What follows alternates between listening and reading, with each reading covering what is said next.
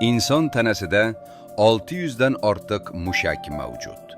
Ammo ular siz o'ylagandan ancha murakkab. Har safar harakat qilganingizda tanangiz ichida murakkab jarayon boshlanadi. Mushaklar ichida minglab mushak tolalari mavjud. Bu tolalar juda mayda bo'lib, faqat mikroskop orqali ko'rinadi. Har bir mushak tolasi ichida esa undan ham kichik strukturalar bor.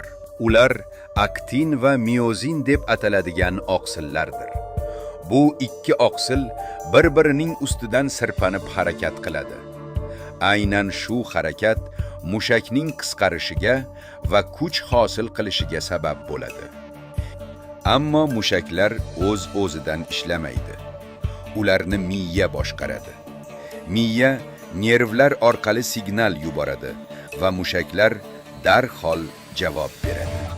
Shuning uchun siz oddiy qo'lingizni ko'targaningizda ham tanangiz ichida millionlab mikroskopik jarayonlar ishlaydi.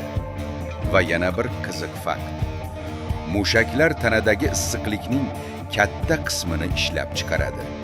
Ya'ni mushaklar bo'lmasa, tanamiz na harakat qila oladi, na issiqlik ishlab chiqara oladi.